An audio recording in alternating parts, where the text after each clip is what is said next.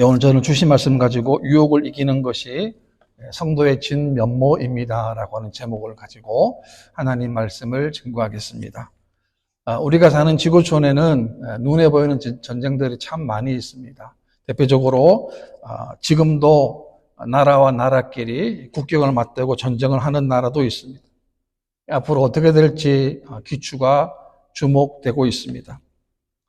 또 하나의 전쟁이 있습니다. 그것은 눈에 보이지 않는 전쟁입니다. 이것을 영적인 전쟁이라고 합니다. 눈에 보이지 않지만 확실하게 우리가 매일매일마다 우리는 인식하든 아니면 인식하지 않든 간에 우리는 영적인 전쟁을 우리가 한 주간 치러왔습니다. 우리는 매일매일마다 이 영적 전쟁을 치르고 있다는 것입니다. 이 전쟁에서 승리하려면 영적인 힘이 필요합니다. 왜냐하면 눈에 보이지 않는 악한 원수 마귀와 싸우기 때문입니다. 에베소 6장 말씀에 보게 되면 마귀의 관계를 능히 대적하기 위하여 하나님의 전신갑주를 입으라라고 했습니다. 그리고 이 말씀 보게 되면 우리가 하나님의 전신갑주를 입지 아니하면 마귀의 괴계를 알지 못한다는 거예요. 그래서 우리가 마귀의 괴계를 능히 알고 대적하기 위해서는 우리가 하나님의 전신갑주를 입으라라고 말씀한 것입니다. 마귀는 우리가 어디서 어떤 부분에서 약한지를 너무나도 잘 알고 있습니다. 우리가 일단 살다 보면 악한 마귀가 보이지 않지만 이 악한 마귀가 배후에서 어떻게 조종하는가를 우리가 볼 수 있는 눈이 있어야 한다는 것입니다.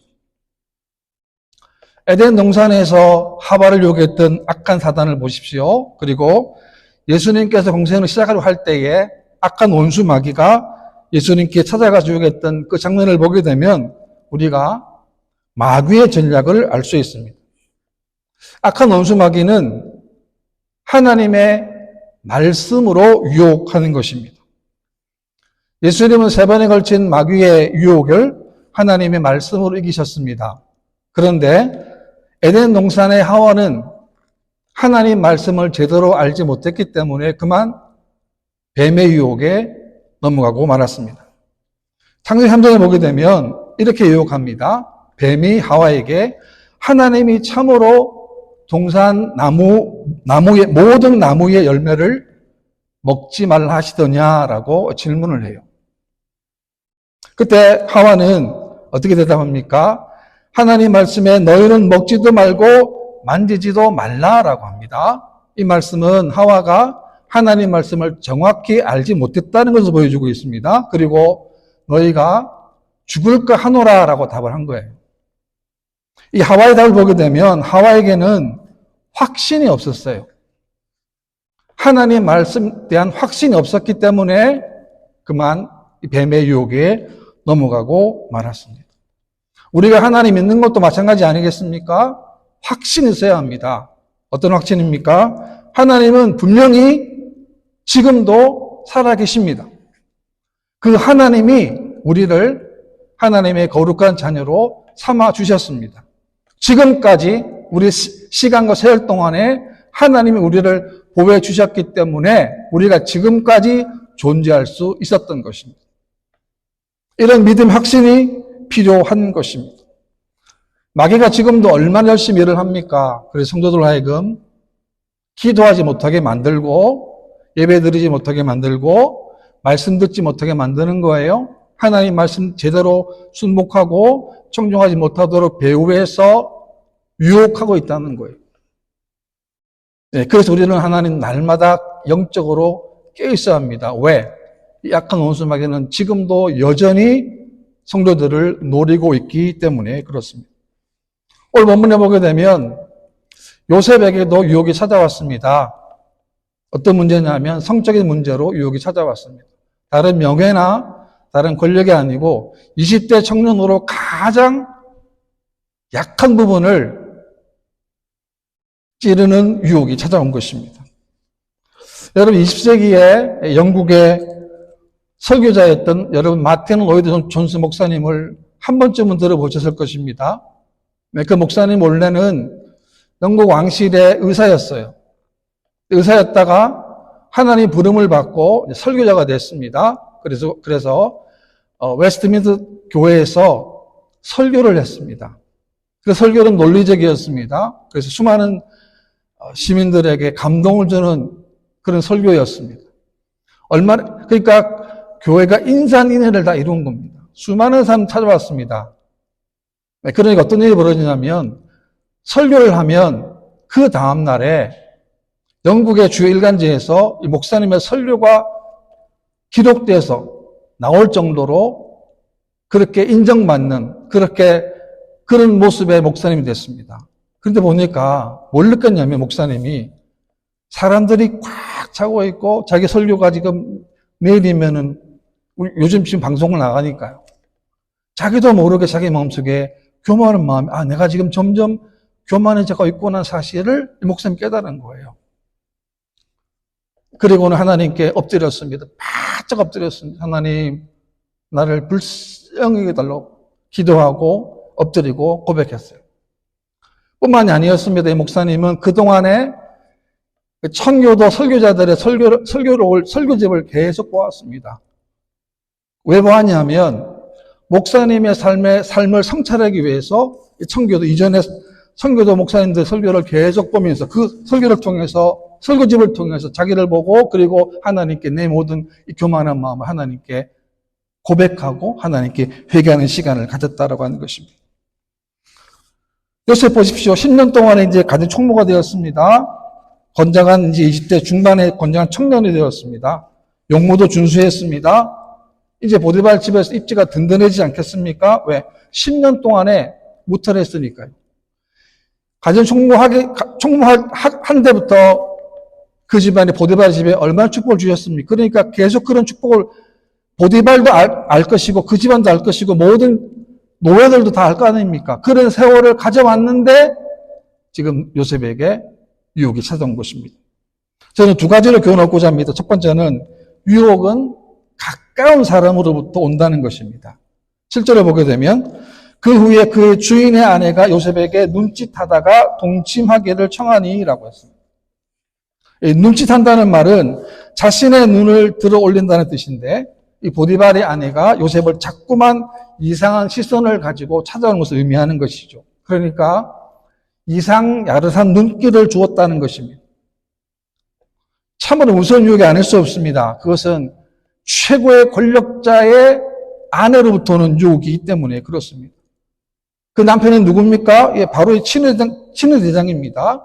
애굽에서 최고의 권력을 행사하는 사람입니다. 그렇다면 그의 아내는 말할 것도 없습니다. 그런 자가 지금 요셉을 유혹하고 있는 것입니다. 우리 예수를 잘 믿어도 신앙생활을 잘해도 이러한 유혹이 얼마든지 있다는 사실을 우리가 깨우쳐야 합니다. 그래서 우리는 항상 영적으로도 경계해야 하는 것입니다. 두 번째는 이 유혹에 처음부터 단호하게 거절해야 한다는 것입니다. 왜냐하면 갈수록 이 유혹의 수위가 점점 더 높아지기 때문입니다. 8절에 보시게 되면 요셉이 거절하며 자기 주인의 아내에게 이르되 내 주인이 집안의 모든 소유를 간섭하지 아니하고 다 내 손에 위탁하였으니 라고 했습니다. 요셉은 단칼에 처음부터 거절했습니다. 그렇지 않으면 마음이 허물허물해져서 유혹에 넘어갈 수도 있기 때문에 그렇습니다. 그래서 우리의 신앙생활이 중요한 이유는 뭐냐면 매일의 일상의 영성입니다. 어떤 특별한 일이 아니고 우리가 매일매일 우리가 한 주간 살아왔는데 우리가 지난 한 주간 동안 주님을 어떻게 섬겼는가, 주님을 어떻게 했는가, 어떻게 대우했는가, 어떻게 예배드렸는가, 어떻게 기도했는가, 말씀 보았는가 그만큼 중요한 것입니다.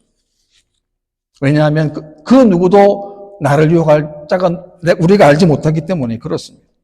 9절 말씀에도 보게 되면 이 집에는 나보다 큰 이가 없으며 주인이 아무것도 내게 금하지 아니하였어도 금한 것은 당신뿐이니 당신은 그의 아내임이라. 그런즉 내가 어찌 큰 악을 행하여 하나님께 죄를 지으리까라고 했습니다.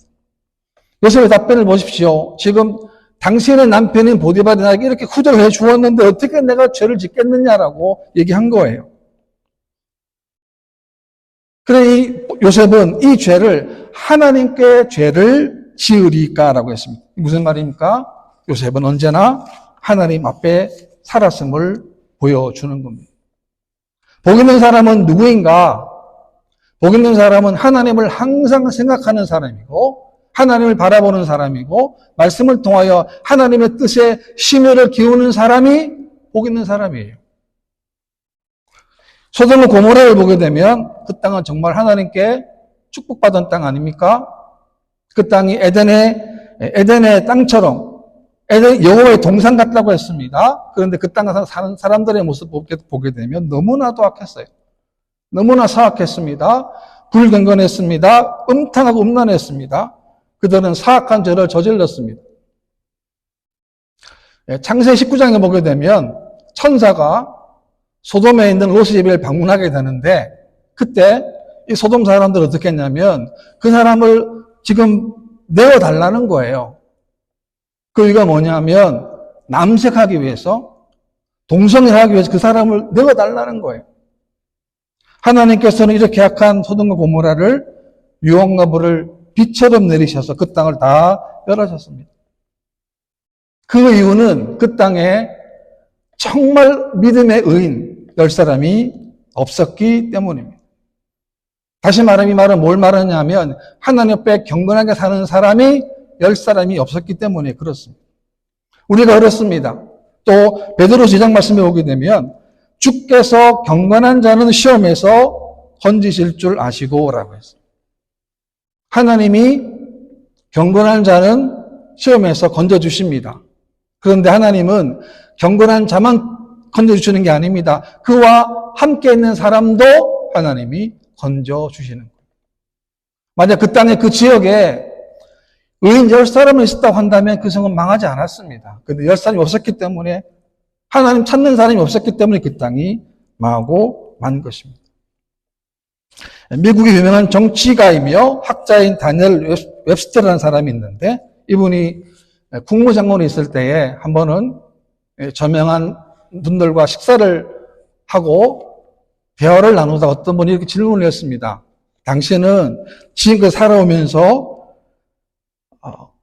당신 마음속에 들어온 생각 가운데 가장 중요한 생각이 뭡니까? 하는 질문을 했어요. 그때 이분은 어떻게 대답했냐면 지금 내가 하는 이 일이 나중에 하늘나라에서 내가 책임져야 한다는 사실입니다. 이 생각을 할 때 내 마음이 제일 엄숙해집니다라는 말을 했습니다. 명답 중에 명답 아닙니까? 우리가 하는 한 주간의 하루에 한 시간의 모든 일들이 이 다음에 하나님 나라에 내가 책임을 져야 한다는 거죠. 그래서 우리가 매일매일마다 일거수일투족이 중요합니다. 왜요? 그 하나님이 다 보시기 때문에 그렇습니다. 그러니까 요셉은 언제나 하나님을 의식하고 하나님을 바라보고 살았음을 말씀하는 거예요. 오늘 우리들이 이러한 사단의 유혹을 받을 때도 우리가 요셉처럼 하나님을 두려워하는 것보다 더 높은 방어책은 없다는 거예요. 왜? 하나님이 다 보시기 때문에 그렇습니다. 우리가 하나님을 바라보는 것은 문제 해결의 시작입니다. 왜냐하면 하나님은 모든 것을 다 아시기 때문에 그렇습니다. 위기가 찾아와도 폭풍이 찾아와도 우리는 하나님을 언제나 바라보아야 하는 것입니다. 우리가 정말 두려워할 분은 뭐냐? 누구냐? 바로 하나님이십니다. 미래가 아닙니다. 어둠이 아니에요. 우리는 하나님을 두려워해야 하는 것입니다. 종교개혁자 존 낙스의 무덤에 이런 묘비명이 있다고 합니다. 하나님을 두려워할 뿐 결코 인간의 얼굴을 두려워하는 일이 없는 자가 여기 잠들다. 우리도 남은 생애 동안에 여러분 하나님을 두려워하십시오. 내가 뭘 하든지 간에 어떤 행동하든지 간에 하나님을 두려워하십시오. 하나님이 그것을 항상 보신다는 생각을 하게 된다면 우리가 이런 욕을 얼마나 많이 물실 수 있겠습니까? 요셉 생애를 보십시오. 형들이 팔렸습니다. 보디발의 집에서 가진 총무가 되었습니다. 이제 높은 위치에 올라갔습니다. 10년 동안이나 그 지위를 지켰습니다. 어쩌면 지금 방심할 수 있는, 느슨할 수 있는 시간도 됐습니다. 그러나 요셉은 그렇지 않았습니다. 높은 자리에 있었지만 그러나 요셉은 언제나 낮은 위치로, 낮은 마음으로 구했습니다. 그 낮은 마음이 어딥니까? 바로 하나님 앞에서의 자세라고 하는 것입니다. 지금 자신은 다른 사람들보다 우쭐낼 수 있습니다. 또 다른 사람들한테, 노예들한테 명령할 수 있는 위치 아닙니까? 또 더군다나 주인의 시임을 맡고 있습니다. 그럼에도 불구하고 그 마음속에는 언제나 하나님이 함께 했음을 우리가 잘 알게 되는 것입니다. 우리 신앙생활 가운데도 게으름이나 나태함, 안일함이 왜 무서운가? 게으름의 틈새, 나태함의 틈새, 안일함의 틈새 마귀가 비집고 들어오기 때문에 그렇습니다. 그래서 날마다 하나님 오실 때 영적인 긴장감을 가져야 합니다. 삼손이 무너지는 과정을 보게 되면 들리라고 한 여자가 계속 유혹을 합니다. 유혹하는데 삼손은 지금 자신의 위기가 얼마나 심각한 위기라는 사실을 모르고 있는 거예요. 왜 몰랐을까요? 그것은 삼손은 여전히 자신의 힘을 믿었기 때문에 그렇습니다. 아닙니다. 하나님이 함께하지 아니하시면 이런 괴력 가진 삼손도 참으로 어리석은 인생이 될 수밖에 없는 거예요. 우리도 마찬가지입니다. 위기 가운데 뭘 해야 되겠습니까? 우리는 하나님을 찾아야 합니다. 말씀을 찾아야 합니다. 기도의 자리에 나와야 합니다. 예배의 자리에 나와야 한다는 거예요. 왜? 하나님이 우리 모든 인생의 문제를 가지고, 키를 가지고 계시기 때문에 그렇습니다. 10절의 말씀을 더 보게 되면 여인이 날마다 요셉에게 청하였으나 요셉이 듣지 아니하며 동침하지 아니할 뿐더러 함께 있지도 아니하리라 라고 했습니다. 그러니까 수위가 점점 높아집니다. 여인이 어떻게 합니까? 날마다 요셉에게 청했다는 거죠.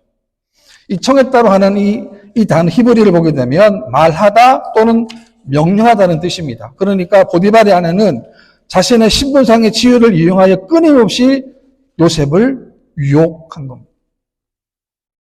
얼마나 강요합니까? 얼마나 집요합니까? 얼마나 끈질깁니까? 이것이 바로 마귀의 전략이고 악한 원수 마귀의 괴계라고 하는 것입니다. 그래서 우리는 이 땅 살아갈 동안에 하나님 내 마음속에 내 심령 속에 이런 것들은 하나님 어쩌면 우리도 날마다 이런 유혹 받을 수 있습니다. 이런 유혹을 우리가 하나님이 함께 하심으로 하나님이 이 사실을 아시기 때문에 이 유혹을 우리가 당당하게 힘써서 물리쳐야 하는 것입니다. 11절 말씀 보게 되면 그러할 때 요셉이 일하러 그 집에 들어갔더니 그 집 사람은 하나도 거기 없었더라라고 했습니다. 아무도 없습니다. 아무도 없어요. 요셉과 그 보디발의 아내만 있습니다. 여러분 아무리 은밀한 곳에 있어도 그곳에 하나님이 함께 하시는 거예요. 시편 7편에 보게 되면 하나님이 사람의 마음과 양심을 감찰하신다. 감찰한다는 게 뭐냐면 하나님은 인간의 모든 행위와 심령을 낱낱이 살펴보신다는 거예요. 여러분 세상은 겉으로만 정직하면 됩니다. 겉으로 정직해도 좋습니다. 그러나 하나님은 아닙니다. 하나님은 겉뿐만이 아닙니다. 우리 속까지 다 보시기 때문에 그렇습니다. 그래서 하나님 앞에서 언제나 정직해야 하는 것입니다. 또 시편에 보게 되면 주께서 내가 안고 일어섬을 아시고 멀리서도 나의 생각을 밝히 아시오며 라고 했습니다. 하나님 우리 생각을 하고 있는데 이 생각을 하나님은 밝히 아신다는 거예요. 얼마나 감사한 일입니까? 얼마나 귀한 일입니까? 하나님이 우리 생각을 다 아신다는 거예요. 그래서 하나님 우리가 우리의 모든 것을 다 아시기 때문에 우리는 날마다 하나님 앞에서 사는 삶을 우리가 살아야 되는 것입니다. 모세를 보게 되면 모세가 높은 지위와 권세를 누릴 수 있는 자리를 거부하고 하나님의 백성과 고난받기를 원했는데 그 일을 보게 되면 성경에서 이렇게 얘기합니다. 보이지 아니하는 자를 보는 것 같이 하여 참았으며 라고 했습니다. 참았다는 말은 인내했다는 말입니다. 모세는 보이지 않는 자를 보았기 때문이 아니라 보이지 않는 자를 보는 것 같이 하여라고 했는데 이 말은 뭐냐면 계속적인 행위를 말씀하는 거예요. 그러니까 모세는 어떻습니까? 우리 눈에 안 보이지만 항상 그분을 의식하고 그분을 바라보고 그분과 함께 했다는 거죠. 그래서 모세는 광야 40년 동안에 얼마나 귀한 하나님의 역사를 이뤘습니까? 왜 그렇습니까? 항상 하나님을 바라보았기 때문에 그렇습니다. 12절 말씀에도 보게 되면 그 여인이 그 옷을 잡고 이르되 나와 동침하자. 그러나 요셉이 자기 옷을 그 여인의 손에 버려두고 밖으로 나가매 라고 했습니다. 아무도 없을 때 아주 노골적인 유혹입니다. 옷을 붙잡고 늘어지는 유혹이에요. 여러분 아무리 유혹이 강하고 강하다 할지라도 그 순간에 하나님을 생각하면 이런 지혜를 얻을 수 있는데 어떤 지혜냐면 도망쳐 버렸어요. 요셉은 보디바라의 유혹에 노라고 할 수 있는 믿음이 있었고 용기가 있었습니다. 그리고 그 자리를 피하는 지혜가 있었다는 것입니다. 사랑하는 성도 여러분, 하나님께 지혜를 구하십시오. 특별히 우리가 유혹을 피하는 지혜를 달라고 하나님께 기도하십시오. 그 자리가 그 사람이 하나님의 사람이 아니고 유혹의 자리라고 한다면 우리는 피하는 것입니다. 구약 신명기를 보게 되면 신명기는 출애굽한 이스라엘 백성들이 광야 40년 동안 광야에서 태어난 이스라엘 백성들을 위하여 그들이 가나안 땅에 들어가게 되면 지켜야 할 법도를 기록해 놓은 책이 신명기예요. 그 신명기를 보게 되면 기억하라는 말이 여러 번 나옵니다. 그러니까 하나님을 기억하라, 여호와를 기록하라 했고 그리고 뭐냐면 하나님이 어떤 일을 했는가를 기록해 놨어요. 그래야 너희가 가나안 땅 들어가도 살 수 있다는 거예요. 하나님은 언제나 우리 함께 하십니다. 그리고 언제나 우리를 하나님은 보고 계신다는 거예요. 우리의 생사 화복은 하나님께 달려 있습니다. 하나님은 언제나 완벽하신 분이고 완전하신 분입니다. 우리의 모든 문제의 길을 하나님은 다 아신다는 거예요. 전도 12장 말씀에도 보게 되면 너의 창조주를 기억하라 라고 했습니다. 하나님 우리 창조주 되십니다. 우리는 하나님의 자녀가 되었습니다. 수많은 사람 가운데 우리를 뽑아주셔서 하나님의 자녀로 삼아주셨고 지금까지 하나님께 우리를 인도해 주셨습니다. 푸른 초장으로 맑은 시냇가로 하나님이 인도해 주셨습니다. 우리가 어디를 보다 어떤 형편이 있든지 간에 보아야 할 분은 바로 전능하신 하나님 한 분이라는 거예요. 그래서 우리가 말씀을 많이 봐야 해요. 제가 최근에 한국의 드라마 중에 어떤 드라마 보니까 시골의 부여라는 동네에서 시골에 사는 그 학교 학생들이 어떤 학교 이런 얘기가 담은 그 드라마인데 조금 봤어요. 보니까 어떤 얘기냐면 학교에서 막 폭력도 하고 싸우고 그러는데 특별히 제가 뭘 봤냐면 대화가 굉장히 거칠어요. 욕을 엄청 많이 하더라고요. 그 방송인데도.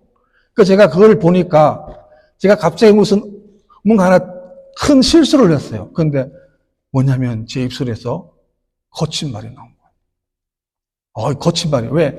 자꾸 들어봤으니까. 막 방송에서 10분, 5분 봐도 애들 욕하고 막 때리고 그런 걸 보니까 중요한 거예요. 이렇게 우리가 그런 것을 봄으로써 이렇게 될 수 있구나 사실을 제가 너무나 뼈저리게 느꼈다는 거죠. 이건 절대 벗어는 안 되겠구나. 조심해야 되겠구나. 그렇습니다. 그래서 우리가 매일매일마다 우리가 해야 할 건 뭡니까? 하나님 말씀을 늘 우리가 상고하고 묵상하는 거예요. 하나님이 새해를 주셨는데 오늘 1월 21일입니다. 하나님이 말씀 주셨는데 오늘까지가 우리가 교회에서는 말라기 끝나고 내일부터는 이제 마태복음 지나가는데 말씀 봐야 내 안에 죽은 심령이 하나님 말씀으로 회복될 수 있다.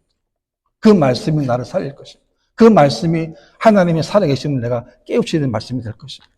이런 믿음으로 승리하는 저와 여러분 되시기를 주님의 이름으로 축원합니다.